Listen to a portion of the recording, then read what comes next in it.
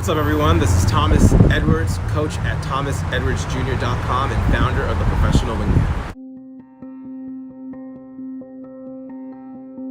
I want to welcome you to the Weekly Intention, where I teach you how to live a better life right now using practical strategies from personal stories. So today we're talking about how we tend to define our lives and how you can shift your perspective so you can get more out of what you do day to day. Hope everyone has had a great Easter weekend. I certainly did with my family. It was a great time, and I'm actually ducking away for a few minutes to share this video with you because, I have had a few experiences this week just talking with people and talking about my daughter and their children and just how we tend to look to create a better life for our children. And oftentimes we find that we project our personal experiences in a way to prevent our children from having the same experience. Now, of course, this is natural and this has a positive intention, but it made me think deeper about why we tend to do that and why we tend to do that for other things that we do in our lives. It has nothing to do with children, if you have children or don't.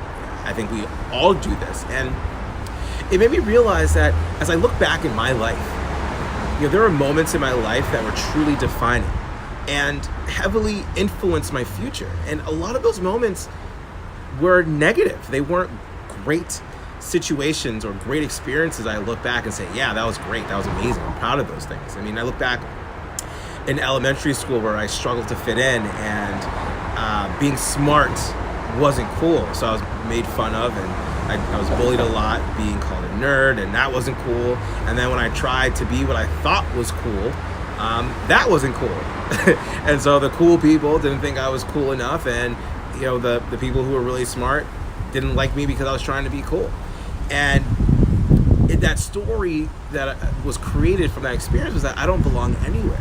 So that was a story that carried with me and heavily influenced my future and in my childhood. And when I think about for example, when I came in second place in the spelling bee, which was for at the time a moment that I should have been really proud of, my story was that no one cared because I didn't belong anywhere. So who would care for someone that didn't belong anywhere? And so what should have been a really proud moment, I allowed it to not be. When I was second in my class, when I graduated from elementary school, my story was I wasn't first, and no one cared because I didn't belong. And so I started to really create mold these stories as I got older. I mean, I remember being in middle school, being the youngest. I think for me, I think it was anywhere from 11 to 13 months younger than the next person. And so puberty, I was very late in relation to my class. So I was the youngest. Everyone was hitting puberty before me, and so I was the shortest person in my class.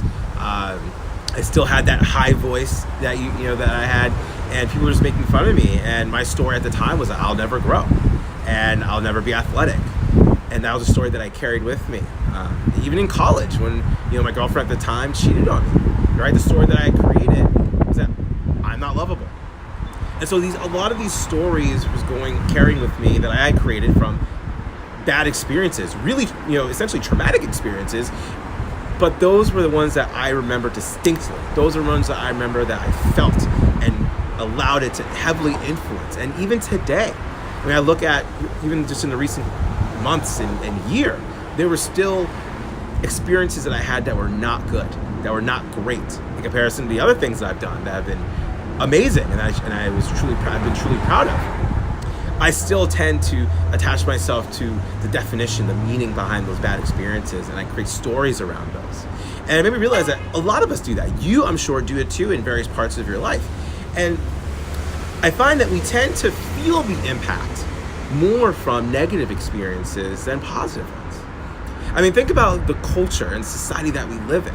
It's almost, it's I wouldn't say almost, it's hypocritical in a way, where if we get really excited about the things that we've done, imagine getting a promotion or losing weight or getting an opportunity that we worked so hard for, or if we made more money, or if we got married, or whatever it is, that we're really excited and we want to share these accomplishments with others, or we want to share it with the world, and we're very proud of it, and the way we talk about it, and the way we embody it, and the way we get excited about it, that we're being arrogant, that we shouldn't talk about it too much. We don't want to put other people down. We don't want to upset other people because of what we've accomplished.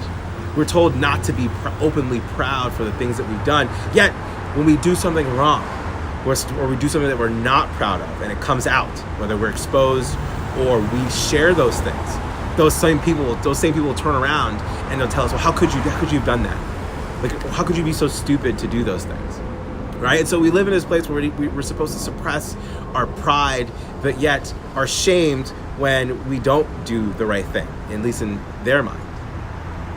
And ultimately, those experiences lead us to believe that we're supposed to really focus on the things that we are not proud of, and let those things define our lives, and let those things influence how we should move forward in our lives, how people see us, how people value us, how people respect us, how people will treat us. And that's far from the case. The lesson that I want you to really understand here is that you choose what you're defined by. You choose how you're defined at all. And we all go through bad things, and we all, if you remember, I talked about last week with the comeback story, we all come through adversity. Adversity sometimes is a bigger motivator than other things, than other feelings or other situations, because it really allows us to really rise to the occasion. But what about when we get to the top? We get to the top of the mountain, we hit the pinnacle. We do what we set out to do. We accomplish and we hit our targets, and we are ready to share those things. What happens then? Do we not share them? Are we not supposed to be proud? Do we not let those things define us? For so long, I allowed my life to be defined by the things I didn't do, or the things that I would do that were wrong or resulted in bad experiences. And rarely did I talk about the good things that happened to my life, which there are many. I mean, just this week I talked about how I, without even really putting any true strategy around it, my dieting, was able to lose 16 pounds since January 14th. And the day of this recording, I believe it's a little bit over 3 months. And that's amazing. And before I had shared that update, I thought to myself, should I be sharing this? When people get upset, people get jealous, and I'm like, oh my God, like I'm doing that again. I'm thinking about how other people are going to see this, and we do this automatically. And fortunately, my pride, being proud of what I've accomplished and wanting to share that, because I want other people to see that this is possible. I want them to be inspired. I want them to be motivated and say, hey, if Thomas could do it and not put much structure around it, then I could probably do it too. And so sharing that value of pride and accomplishment, people need to feel that. Especially when you live in a world, or in your world, where it's mostly negative. People are judging you or defining you based on the negative things that happen to your life, the things that you don't do, or the things that you come up short on. These are the things that you need to push you forward, to allow you to see that there's another side to how you can define your life. And I've made the commitment to make sure that every time I do something worth noting, something that is accomplished in my world, that I'm going to share it with you and my friends and my loved ones and my family. Because it's important for me to acknowledge the work that I put in and meeting my target, to say that I'm going to do something and actually follow through and do it.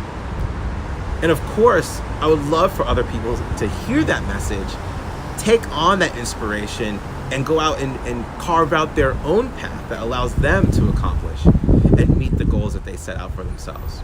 But it becomes very hard when all you do is define yourself by the things you don't do, or the things that you've done that haven't worked. And when you think about dating, most people define themselves when they're single by the amount of relationships that did not work or lack thereof, right? They may not even had any relationships, and they find they will consider themselves behind or late or a late bloomer, or they feel like other people have gone ahead of them. When in reality, they're right where they need to be, and they just need to create more experiences that allow them to get closer to ultimately what they want. And there's no shame around that. But you get to choose how you define yourself. No one else gets to choose. The outside world, outside culture, doesn't matter. Chances are, if you were to look back and see the many things that you've accomplished in your life, the many great things that you've experienced, chances are you're going to define yourself at a much higher level than where you are currently defining yourself. I mean, I just shared my own personal example of having lost 16 pounds, literally just not doing much. You've heard my strategy in previous weekly intentions of how I'm actually just updating my diet. And I didn't realize that I had lost 16 pounds until I went to the doctor and actually weighed myself. Absolutely shocked. But I was able to do it, and I'm very proud of that. I'm also very proud of where I am in my marriage, and I talk about that a lot because I did so much work and I did what I could to get to this place. I mean, if I don't acknowledge that and I only acknowledge the things that I don't do, what does that say about how I feel about myself, how I see myself? I am just as responsible for the things that I don't do or the things that I do that hurt myself or hurt others as I am of the things that I do that can make my life and other people's lives better. I'm just as responsible. I don't take on less responsibility because it's good and take on more when it's bad. They're equal responsibility. So if I'm going to be acknowledged, if I'm going to feel the shame and the guilt around the things that I do that either hurt myself, hurt others, or just create bad experiences, then I better allow myself to take the pride and the excitement and the happiness that revolves all around the good things that I'm doing, the work that I'm putting in, and how it's affecting the lives of my life and other people's lives as well.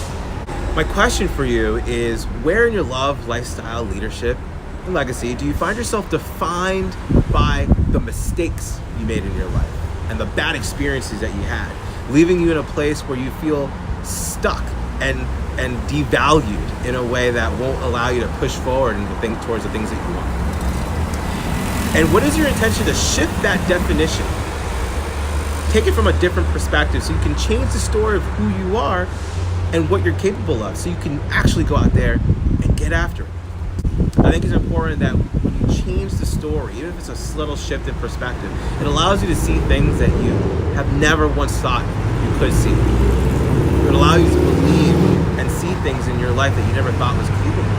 And it's because you choose to define yourself on different terms than the terms that you were currently defining yourself. So I really hope you enjoyed that video, because I want to help each of you live a better life, full of connection, experiences, value, and purpose.